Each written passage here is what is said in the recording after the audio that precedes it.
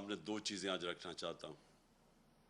ایک بجٹ کا آپ کے اوپر کیا اثرات ہوں گے، بڑا مختصر ہے کیونکہ زیادہ تفصیل میں تو ہمارے شوکت ترین جو ہمارے فائنانس کو ہینڈل کرتے ہیں وہ آپ کو بتائیں گے. لیکن میں آپ کو صرف ایک بجٹ میں جو آپ اس ملک کے اوپر آگے کیا اثر ہوگا، اور دوسرا جو سب سے خطرناک چیز ہوئی ہے اس ملک کے ساتھ اس کے اوپر بات کروں گا. جو انہوں نے نیب کی امینڈمنٹس کے نام پہ ہمارے پاکستان کو ادھر یہ لے گئے ہیں کہ مجھے خوف ہے کہ یہ ایک جو کہتے ہیں نا فیلڈ سٹیٹ، ایک ملک جو تباہی کی طرف انہوں نے دھکیل دیا ہے. وہ میں صرف دو چیزوں کے اوپر آج بات کروں گا. پہلی چیز یہ تو اب واضح ہو جانا چاہیے ساری قوم کو کہ ان کی کوئی تیاری نہیں تھی ملک کی معیشت ٹھیک کرنے کے لیے. ان کی کوئی تیاری نہیں تھی کہ یہ کسی طرح قیمتیں نیچے لے کے آئیں. یعنی جو ہمارا شور مچا ہوا تھا کہ جی مہنگائی ہو گئی، بہت بڑی مہنگائی ہو گئی اور یہ مہنگائی مارچ ہوگی اور آ کے مہنگائی کم کریں گے. تو اب تو یہ واضح ہو جانا چاہیے کہ نہ ان کے ذہن میں مہنگائی تھی اور نہ ان کے ذہن میں یہ تھا کہ اس کی معیشت کیسے ٹھیک کرنی ہے.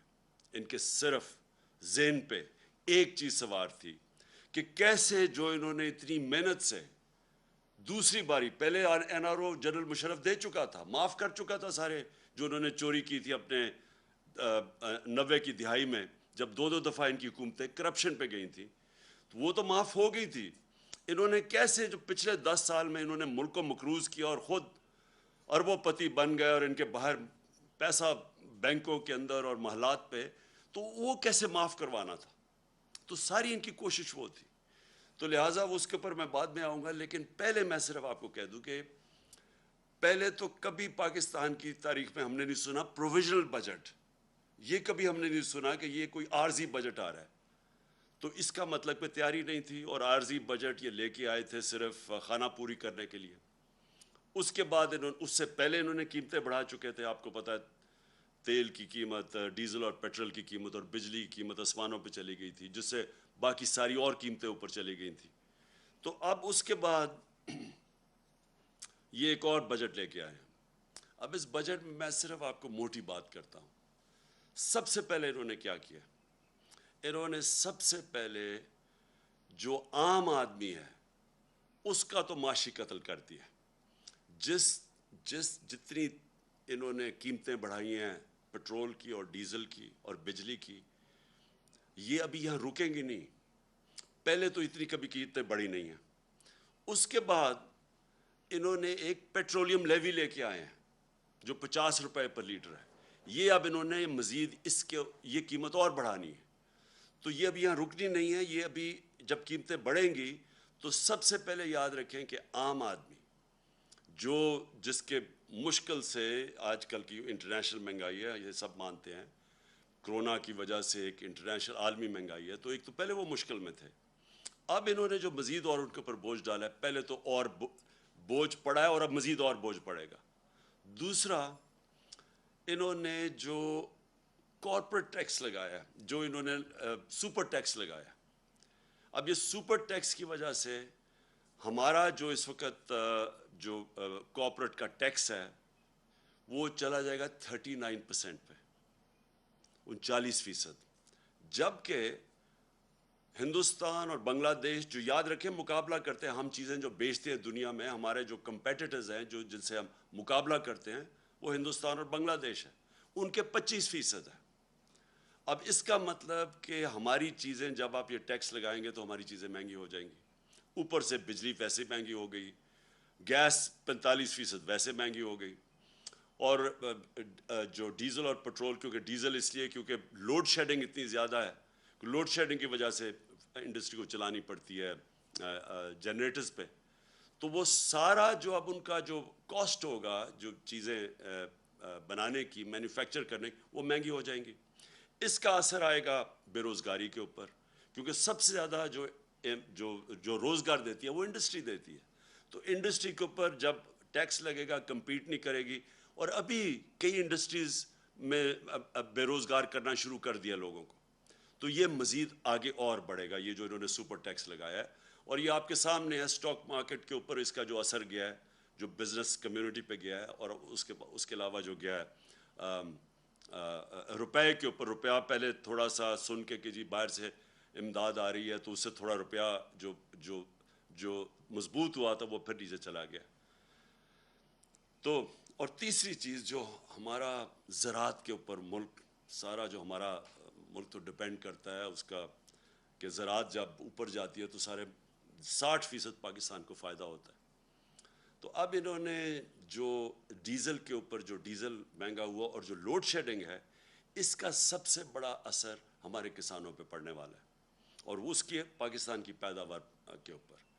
تو ایک طرف سیلریڈ کلاس, جس سیلریڈ کلاس کو انہوں نے پہلے چھوٹ دی تھی, جو 1 لاکھ روپیہ مہینہ سے زیادہ تنخواہ تھی ان کو پہلے چھوٹ دی, اور 1 لاکھ سے کم یعنی 50,000 روپے کا اب نیچے سلیب لے آئیں, یعنی 1 لاکھ سے 50,000 روپے آ گئے. پہلے انہوں نے کہا تھا کہ 1 لاکھ تک چھوٹ ملے گی, 50,000 روپے مہینے پہ بھی ٹیکس آ گیا ہے. 1,00,000 روپے مہینے سے جو زیادہ ہے ان کا ٹیکس ڈبل کر دیا. تو پہلے جو تنخواہ دار طبقہ مشکل میں تھا اس کے اوپر مزید اور ٹیکس بڑھا دیا. اور اس سے کیا ہوگا؟ اس سے لوگ مجبور ہوں گے ٹیکس کی چوری پہ. جو ہم نے اتنی مشکلوں سے پاکستان میں بڑی دیر کے بعد ریکارڈ ٹیکس اکٹھا کیا تھا, اور ریکارڈ ٹیکس اکٹھا کا مطلب یہ کہ کبھی پاکستان سوچ نہیں سکتا تھا. ہمیں تانے دیے جاتے تھے کہ 6,000 ارب روپیہ آپ ٹیکس کیسے اکٹھا کریں گے, اس سے زیادہ ہم نے کیا. اور میں آپ کو گارنٹی کرتا ہوں کہ جو ہم قدم اٹھا رہے تھے, ہم 8,000 ارب اور اس سے بھی آگے جانا تھا اس سے اگلے سال. وہ کیسے؟ ہم وہ جو موجودہ لوگ ہیں انہی کے اوپر بوجھ نہیں ڈالنا چاہتے تھے, ہم ٹیکس بیس بڑھانا چاہتے تھے. اور اس کا طریقہ کیا تھا کہ ہم نے بڑی مشکلوں سے نادرا کے ساتھ مل کے آئیڈینٹیفائی کیا کہ 4,30,00,000 گھرانے تھے, 4,30,00,000 جو ٹیکس نہیں دیتے تھے. ان کو ہم نے آرٹیفیشل انٹیلیجنس, یہ ایک نیا طریقہ ہے جس سے آپ ان کی رہن سہن کیسا ہے, ان کے پاس گاڑی ہے, گھر کدھر ہے, یہ ساری چیزیں دیکھ کے ان کی ٹریول کتنی ہے, وہ فیڈ کر کے کمپیوٹر میں آرٹیفیشل انٹیلیجنس کے ذریعے ہم نے سب پتہ چل گیا تھا کہ کون کتنا ٹیکس دے سکتا ہے. اور اپریل سے جب ہماری گورنمنٹ گئی ہے, ہم نے پورا پلان بنایا ہوا تھا کہ ان کو ہم نے کیسے ٹیکس نیٹ پہ لے کے آنا ہے. اس کا مطلب ہمارا ٹیکس نیٹ بڑھ جانا تھا, اور بجائے انہی لوگوں کے اوپر زیادہ ٹیکس ڈالتے, بلکہ اگر ہم کم بھی ٹیکس کرتے تو کیونکہ وہ نیٹ بڑھ جانا تھا, ہمیں ہماری ٹیکس کی آمدنی جو میں سمجھتا ہوں کہ 8,000 سے پھر ہم نے اوپر جانا تھا. پھر ہم نے ایک ٹیکنالوجی کا استعمال کیا, اور یہ سارا ٹیکنالوجی کے ذریعے ہمارا پلان تھا. ہم نے جو ٹریک اینڈ ٹریس سسٹم ہے, یہ جو بڑی ہم نے دیکھا کہ شوگر انڈسٹری کے اندر جب تفتیش کی تو جو شوگر انڈسٹری کے اندر کئی ملز 70% صرف ڈکلیئر کرتے تھے اپنی سیلز ٹیکس کے لیے کہ کتنی انہوں نے چینی بنائی ہے, باقی 30% وہ آف بکس بیچتے تھے, یعنی اس کے اوپر سیلز ٹیکس نہیں دیتے تھے. اس کے لیے ہم ٹریک اینڈ ٹریس سسٹم لے کے آئے کہ ایک ایسا سسٹم ہے کہ اس کے ذریعے ہر بوری کے اوپر وہ لگتا ہے, تو بیٹھے ہمیں پتہ چل جاتا ہے کہ کتنا انہوں نے پروڈیوس کیا اور کتنا وہ بیچ رہے ہیں. یعنی یہ جو چوری ہے سیلز ٹیکس کی, اس کو ختم کرنے کے لیے سسٹم لے کے آئے تھے. 20 انڈسٹریز کو ہم نے چنا تھا, 3 پہ ہم شروع کر دیا تھا ٹریک اینڈ ٹریس سسٹم, اور ہمارا پلان تھا کہ 20 تک ہم پہنچیں گے. تو ہم نے جو اپنا ٹیکس تھا اس طرح بڑھانا تھا, ٹیکس کی چوری کم کر کے. پھر جو ریٹیل سیکٹر, دکانیں جو ہیں, اس وقت جو دکانوں کا جو ٹوٹل دکانوں کی جو پیسہ دکانوں سے بنتا ہے, یعنی جو ان کا جو ٹوٹل ٹرن اوور ہے وہ 20,000 ارب روپیہ ہے, اور جو ٹیکس دیتی ہیں دکانیں وہ صرف اس میں سے 4,000 ارب دیتی ہیں. تو ہم ٹیکنالوجی کا استعمال کر کے باقی دکانوں کو بھی ٹیکس نیٹ میں لانا چاہتے تھے. تو کوشش کیا کر رہے تھے کہ ٹیکس نہ ہم بڑھائیں, ہم ٹیکس بیس بڑھائیں اور اس سے ہم پیسہ اکٹھا کریں, اور انشاءاللہ اس پہ ہم ٹارگٹ پہ جا رہے تھے اللہ کے فضل سے, جس طرح ہماری ریکارڈ ٹیکس کلیکشن ہوئی. اور کیونکہ ہم نے بوجھ نہیں ڈالا اپنی انڈسٹری کے اوپر, ریکارڈ پرفارمنس تھی ہماری انڈسٹری کی, ہماری ریکارڈ ایکسپورٹس تھی. ٹیکسٹائل نے ریکارڈ ایکسپورٹس کی. ٹیکسٹائل سیکٹر جو بند ہو رہا تھا جب ہماری گورنمنٹ آئی ہے, اور پوچھ سکتے ہیں فیصل آباد میں, وہ ٹیکسٹائل میں مزدور نہیں ملتے تھے ٹیکسٹائل انڈسٹری کے لیے, اور اس لیے وہ آگے جا رہی تھی.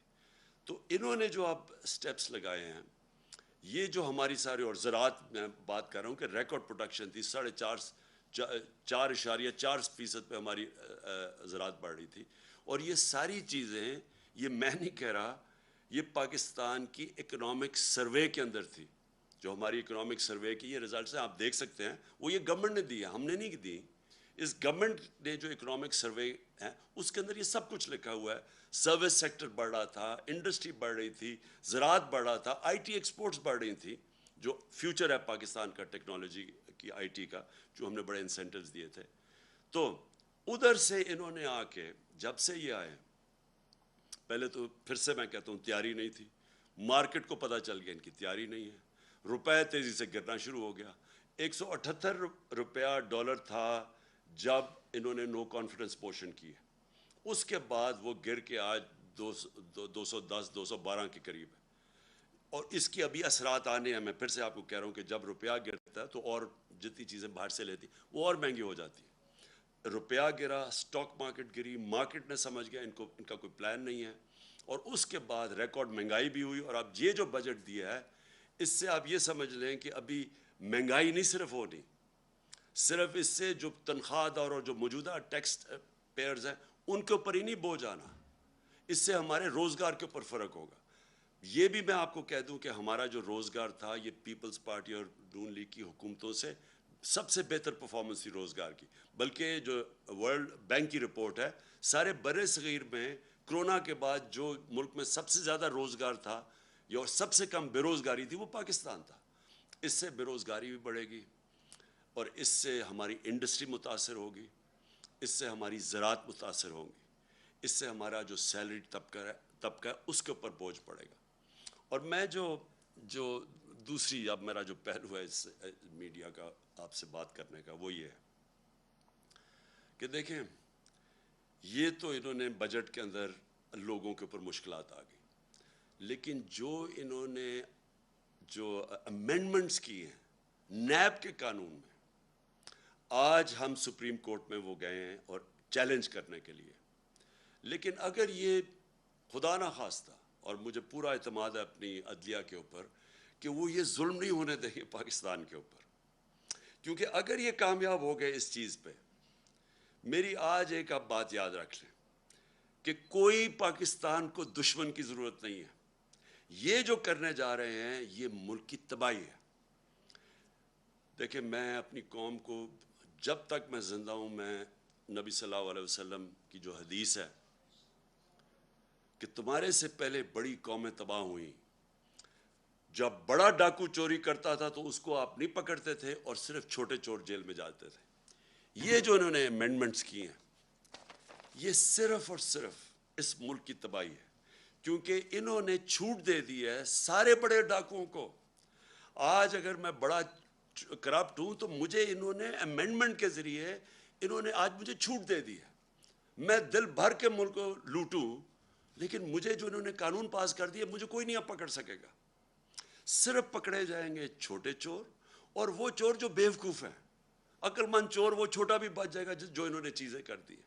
میں صرف آپ کو موٹی موٹی چیزیں بتاتا ہوں کہ انہوں نے اپنی چوری بچانے کے لیے کیسے ہمارے سارے ملک کا انصاف کا نظام تباہ کیا ہے. سارا جو احتساب کا نظام ہے اس کی قبر کھود دی ہے انہوں نے. بلکہ انہوں نے پاکستان کے مستقبل کی، اس کے سامنے وہ اندھیرے میں آپ. اور میں آپ کو بتاتا ہوں کیا کیا انہوں نے سب سے پہلے یہ کیا کہ اگر میں ہوں سرکاری، میں ایم این ہوں، میں وزیر ہوں، میں وزیر اعظم ہوں، میں بیوروکریٹ ہوں، میں اگر چوری کرتا ہوں، اپنی پوزیشن کو، اپنی پبلک پوزیشن کو استعمال کرتے ہوئے میں چوری کرتا ہوں، میں پیسے بناتا ہوں، میں اگر وہ اپنے بیوی بچوں کے نام ڈال دیتا ہوں، دوستوں کے ڈال دیتا ہوں، رشتہ داروں کے نام پہ کر دیتا ہوں، اس نئے قانون کے مطابق مجھے کوئی نہیں پکڑے گا. یعنی آپ یہ سمجھ جائیں کہ اگر آج نواز شریف اگر وہ اپنی بیٹی کے نام پہ باہر پراپرٹیز لے لیتا ہے، آپ کوئی نہیں پوچھ سکتے. آپ بڑے بڑیاں زمینیں خرید سکتے ہیں اپنے بچوں کے نام پہ آپ کو کوئی نہیں پوچھ سکتا، کیونکہ انہوں نے تو کہہ دیا کہ جناب صرف وہ ذمہ دار ہے، اگر میرے پاس پیسے تو میں جواب دوں۔ اچھا لیکن نہ تو اچھا یہ جو فلودے والے اور یہ جو پاپڑ والے جن کے نام پہ انہوں نے بے نامی چیزیں لی تھی، یہ اب سارے پاک ہو جائیں گے اس سے۔ پھر اگر فیک اکاؤنٹس میں پیسہ آ بھی گیا اور پوچھ لیا ان سے، تو پوچھیں گے کیا کہ اگر مثلا 1 ارب روپیہ میرے اکاؤنٹ میں آ گیا، لیکن وہ میں نے سارا یا خرچ کر دیا یا باہر بھیج دیا یا اس سے عموماً ہوتا کیا جب آپ زیادہ پیسہ بناتے ہیں، یا یہ جو بڑے بڑے ڈاکو ہیں ان کا اصل میں نقصان کیا کرتے ہیں یہ، کیونکہ ان کی چوری زیادہ ہوتی ہے۔ اب شہباز شریف کی اور بچوں کی صرف جو پکڑی گئی ہے، باقی یہ یاد رکھیں یہ پکڑے گئے ہیں، جو نہیں پکڑے گئے اس کا ہمیں پتہ ہی نہیں ہے۔ 16 ارب روپے کے جو ایف آئی کا کیس ہے، اب یہ کیا وہ پیسہ رکھ سکتے ہیں پاکستان؟ 16 ارب کا جواب دینا پڑے گا، لہٰذا یہ ہنڈی حوالے سے باہر بھیج دیتے ہیں پیسہ۔ یہ جو ان کی باہر پراپرٹیز ہے، آپ اندازہ نہیں لگا سکتے کتنا پیسہ باہر بھیج، اگر پاکستان میں رکھیں گے پکڑا جائے گا۔ یہ ہمارا ہی نہیں ہے کیس، یہ جتنے بھی ملک جن کے اندر غربت ہے، جن کو ڈیولپنگ ورلڈ کہتے ہیں، وہاں سارا ملک ان کی غربت کی وجہ یہ ہے، وہ بھی طاقتور ڈاکوں کو نہیں پکڑ سکتے، جس کو وائٹ کالر کرائم کہتے ہیں، ان کے پاس بھی وہ وکیل نہیں ہوتے جو ان کی وائٹ کالر کرائم پکڑ سکے۔ وہ بھی کیا کرتے ہیں کہ وہ بھی پیسہ چوری کیا، ملک سے باہر بھیج دیا۔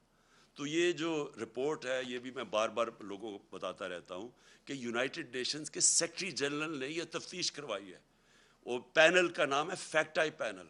اس کے مطابق 1700 ارب روپیہ ہر سال غریب ملکوں سے جاتا ہے امیر ملکوں میں اور آف شور اکاؤنٹس پہ، اور بڑے بڑے ان کے محلات لینے کے لیے، جس طرح لنڈن میں مے فیئر کے اندر بڑے بڑے نواز شریف جن محلوں میں رہتا ہے، اس طرح ساری غریب ملکوں سے ان کے پیسے والے لوگ، ان کے وزیر، وہ سارے یہ کر رہے ہیں۔ اس لیے ہر سال غریب ملک غریب ہوتے جاتے ہیں، کیونکہ اس طرح کے بیٹھے ہوئے ہیں جو زرداری اور شریف، یہ ملک سے پیسہ باہر بھیج دیتے ہیں۔ تو اب انہوں نے کیا کیا ہے کہ پہلے تو انہوں نے کہا نا کہ جی اگر وہ مثلا پاپڑ والے کے نام یا وہ مقصود چپڑاسی کے نام پہ ہیں تو آپ پوچھ نہیں سکتے، پہلے تو یہ آ گیا۔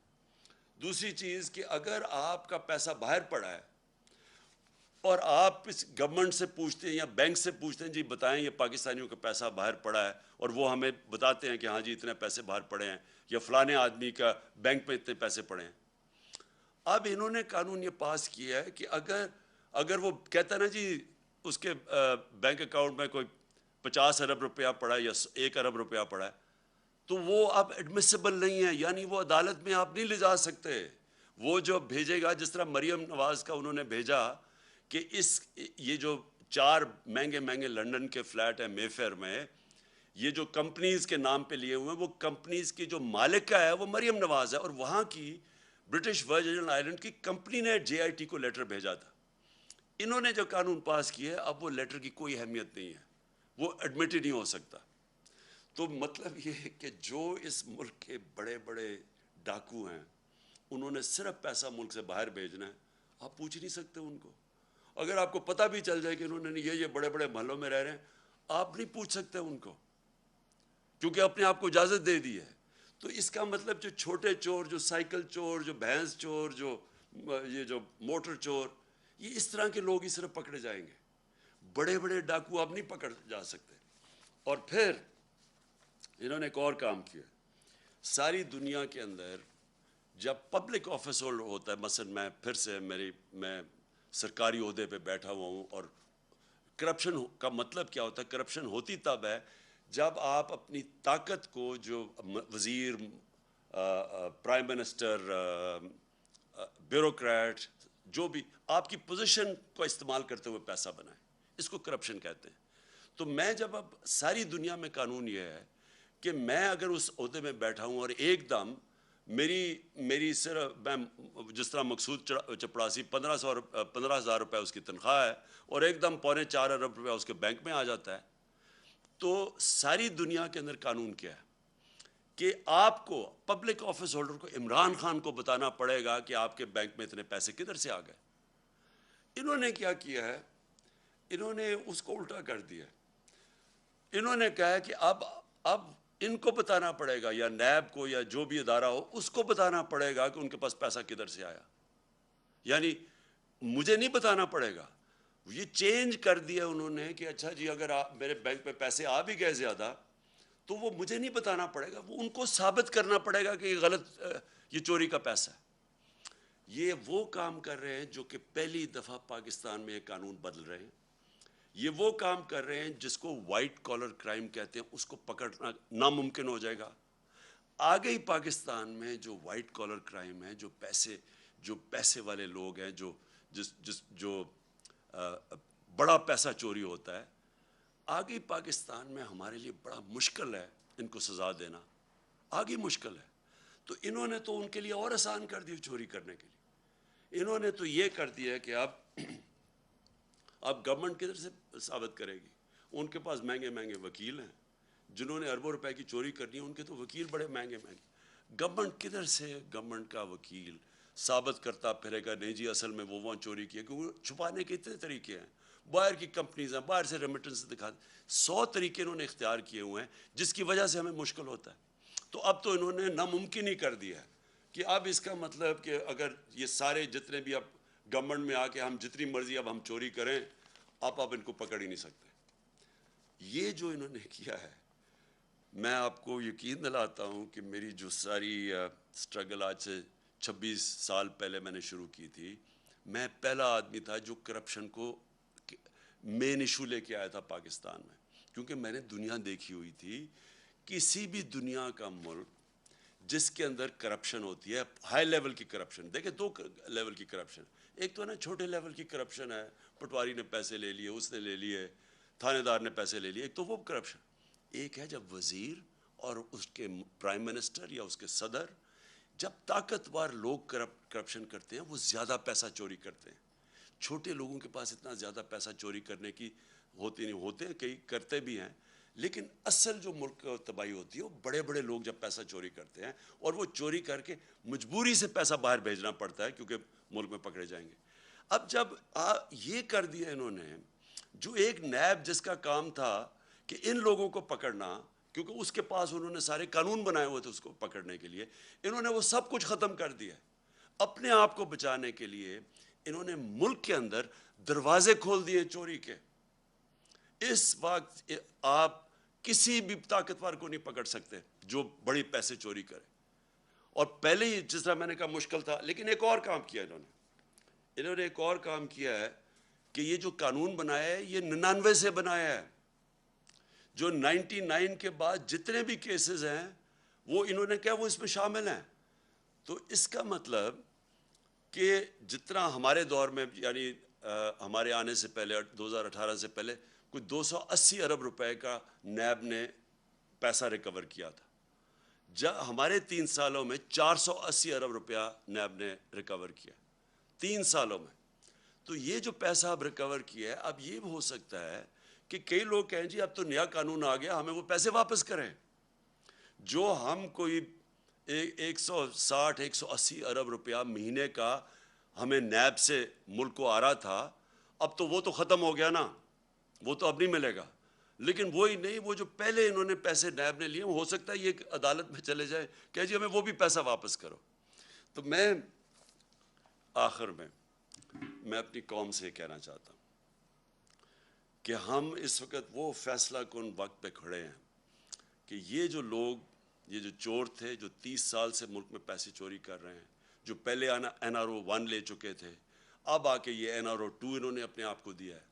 ہم نے جس طرح کہا سپریم کورٹ میں ہم چیلنج تو کر رہے ہیں, لیکن اگر یہ کامیاب ہو جاتے ہیں اور یہ قانون رہ جاتے ہیں, آپ یہ سمجھ جائیں کہ پاکستان ایک بنانا ریپبلک بن جائے گا. ابھی تو ہم کہتے ہیں نا بننے جا رہے ہیں. بنانا ریپبلک کیا ہوتا ہے؟ بنانا ریپبلک وہ ہوتا ہے جدھر طاقتور کے لیے ایک قانون ہوتا ہے اور کمزور کے لیے دوسرا. بنانا ریپبلک وہ ہوتا ہے جدھر رول آف لا نہیں ہوتا, یعنی قانون کی حکمرانی نہیں ہوتی, مائٹ از رائٹ ہوتی ہے, جس کی طاقت وہ جو مرضی کر لے. ادھر جا رہا ہے پاکستان.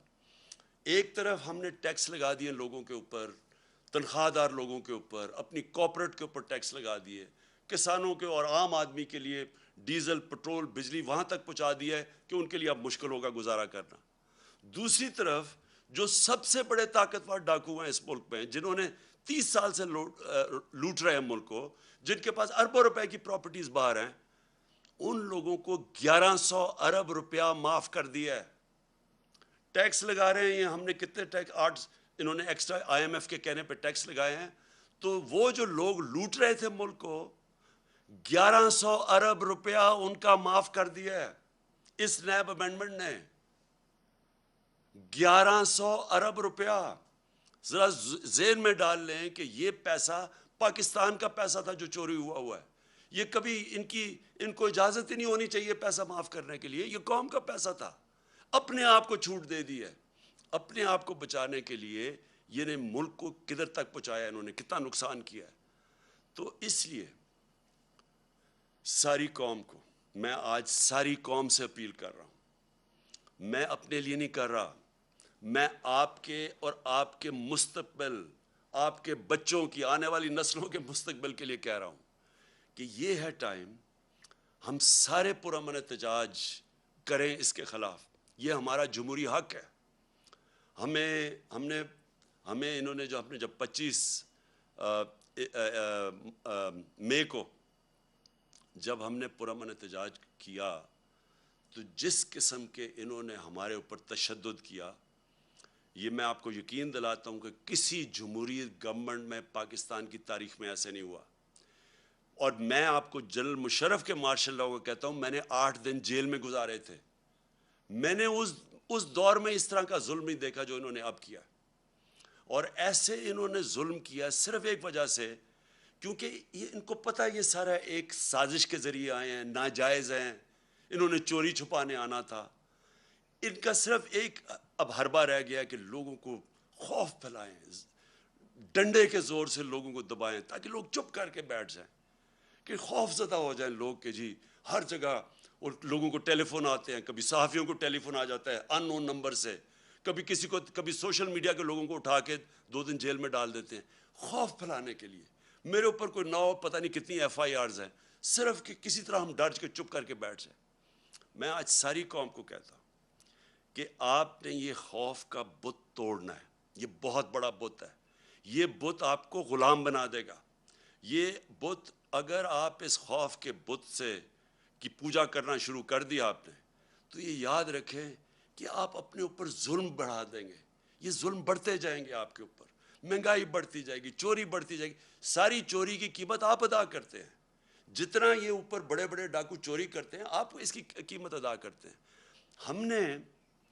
انہوں نے 3.5 سال کیمپین چلائی، اور مجھے پتہ ہے کدھر سے پیسے میڈیا کے اوپر چلا، مجھے پتہ ہے باہر سے فنڈنگ کدھر سے ہوئی ہمارے اگینسٹ. یہ جو پوری سازش تھی، آپ یہ دیکھیں کہ آخری 2 سال میں، 17 سال میں جو سب سے زیادہ پاکستان کی 17 سال کے بعد، اس کے باوجود کہ بینکرپٹ ملا تھا، دیوالیہ نکلا ہوا تھا، اس کے باوجود کرونا ہوا تھا، اس کے باوجود آخری 2 سال میں 17 سال کے بعد سب سے زیادہ گروتھ ریٹ تھی ہماری، یعنی ڈیولپمنٹ تھی. کرونا کے باوجود، IMF کے پروگرام کے باوجود، آج دنیا اکنالج کرتی ہے جو ہمارا احساس کا پروگرام تھا. اسٹینفورڈ یونیورسٹی کی ریسرچ دیکھ لیں، انہوں نے اکنالج کیا کہ پاکستان ایک فلائی ریاست بننے کی طرف جا رہی تھی. یہ ہم نہیں کہہ رہے تھے، یہ باہر کی دنیا اکنالج کر رہی ہے. ہمارا جو کلائمیٹ چینج کا پروگرام تھا، دنیا اکنالج کر رہی تھی. 10 ڈیمز ہم نے پہلی دفعہ شروع کیا کہ پاکستان کے آگے مستقبل کا سوچا جائے. اس دور کے اندر، مشکل دور میں، آج آپ دیکھ لیں کہ ہمارا معاوضہ کریں جو انہوں نے کیا کہ صرف 2 مہینے کے اندر. میں اپنی ساری قوم کو آج کہتا ہوں کہ یہ آپ کے اوپر خوف بھی پھیلائیں گے میڈیا کے. میں تو آج سلام کرتا ہوں ان صحافیوں کو، میڈیا اینکرز کو، جن کے اوپر FIRs کاٹی ہوئی ہیں، جن کو ٹیلی فون کر کے دھمکیاں دی جا رہی ہیں. میڈیا آنرز کو میں ان کو سلام کرتا ہوں، جو 2-3-4 میڈیا آنرز جو آج کھڑے ہوئے ہیں، اس کے باوجود کہ دھمکیاں ملتی ہیں، اس کے باوجود آج کھڑے ہیں اور حق اور سچ پہ کھڑے ہیں. میں آج اپنی ساری قوم کو کہنا چاہتا ہوں، آپ نے اس طرح کے لوگوں کے جتنے یہ آپ کو ڈرانے کی کوشش اور ظلم کرنے کی کوشش، اس سے نہ گھبرائیں. وقت آ گیا سٹینڈ لینے کا. میں آپ سب کو دعوت دیتا ہوں کہ اگلے ہفتے کی شام کو میں ایک بڑا پروٹیسٹ جلسہ کر رہا ہوں پریڈ گراؤنڈ میں، اور یہ ہوگا صرف پنڈی اور اسلام آباد سے میں لوگوں کو یہاں اکٹھا کر رہا ہوں۔